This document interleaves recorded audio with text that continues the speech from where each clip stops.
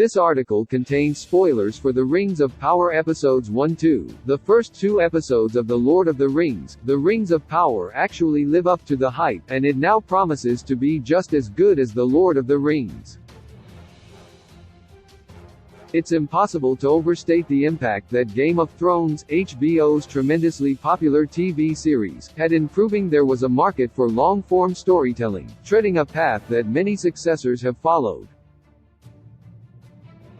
When Game of Thrones ended in 2019, every studio, streaming service, and network hoped they would be the one to fill the gap. Amazon Studios turned to a classic franchise, The Lord of the Rings, for a prequel TV series. The Rings of Power's $1 billion budget makes it the most committed challenger for Game of Thrones' legacy.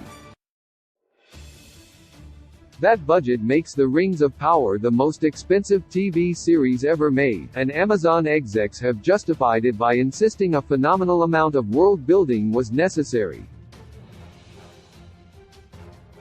The decision to film Season 1 in New Zealand naturally means many viewers will compare The Rings of Power to Peter Jackson's much-loved film adaptations of J.R.R.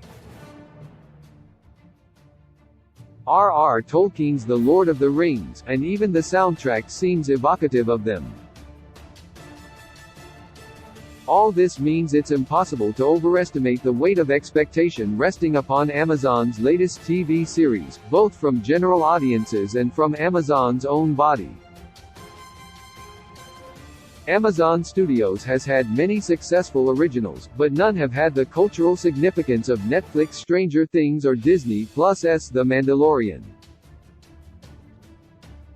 According to Business Insider, this is their moment of truth. If it doesn't succeed, there's going to be a big question from Andy Jassy and the board, one insider reportedly observed. If we can't take this piece of IP and make it successful, why is Amazon Studios even here? Fortunately, all signs are that The Rings of Power will indeed deliver on its potential, and live up to the legacy of The Lord of the Rings. The Rings of Power doesn't just play on nostalgia. It's impossible to overestimate the importance of nostalgia in modern popular culture.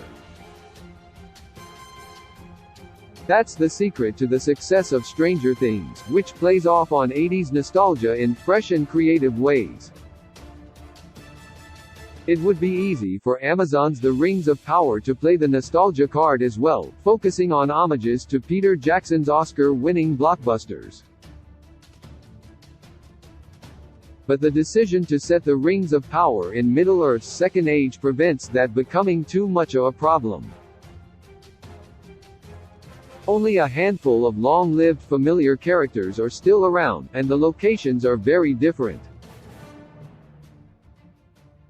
This may be the past of Middle-earth, but it feels fresh and new. It helps that The Rings of Power draws on lore that is less well-known, from the appendices and personal notes of J.R.R. Tolkien himself. Tolkien talked about not creating Middle-earth but excavating it. We felt like we were discovering things that were already there, co-creator J.D. Payne explained via Vulture. People have heard about it in montages and flashes, but these are massive untold stories. 2 episodes in, The Rings of Power is introducing new characters such as Halbrand, who do not appear to exist in the established lore, unless, of course, Halbrand is using, or will use, an alias. The broad brush strokes of the story may be easy to deduce, but the details and character arcs remain a mystery. The Rings of Power tells a tremendously effective story. The Lord of the Rings was the ultimate 4-quadrant franchise, with something for everyone. The Rings of Power strikes that same balance, blending spectacle and quieter character moments, dramatic threats and rich humor. It would be so easy for the show to feel weighed down by a brooding sense of darkness, as Sauron begins to manipulate events in his favor and engineers the creation of the Rings of Power, but the Rings of Power adroitly avoids that mistake. Sauron's identity remains elusive, imbuing the whole story with a sense of mystery that's entirely appropriate given the villain is a shapeshifter and a liar. It's striking how quickly the Rings of Power has fleshed out its character, partly by deploying the same archetypes as J.R.R.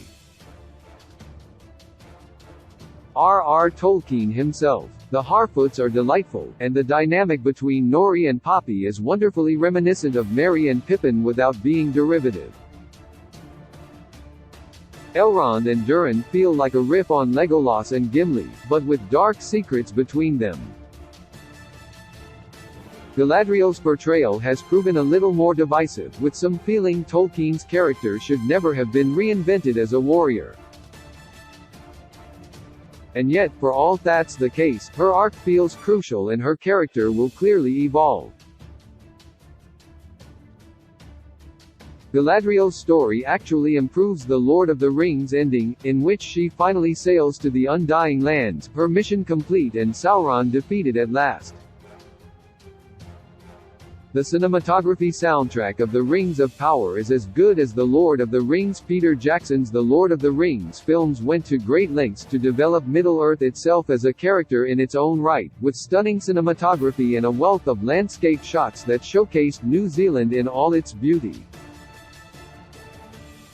The Rings of Power follows the same approach, with lavish cinematography and stunning visual effects that are all the more impressive given this was shot during the pandemic. As eye-watering as the budget may be, every single scene shows why the show was so expensive. The Rings of Power featured over 9,500 VFX shots, drawing on the skills of 20 VFX studios. Meanwhile, it's also worth singling out the soundtrack for The Rings of Power, released on Spotify ahead of the premiere. The Lord of the Rings is synonymous with the work of Canadian composer Howard Shore, who won 4 Grammy Awards, 3 Oscars, and 2 Golden Globes for his work on Peter Jackson's films. Amazon wisely brought Shore on board once again to compose the main theme tune, ensuring there would be a strong sense of continuity between the portrayals of Middle-earth.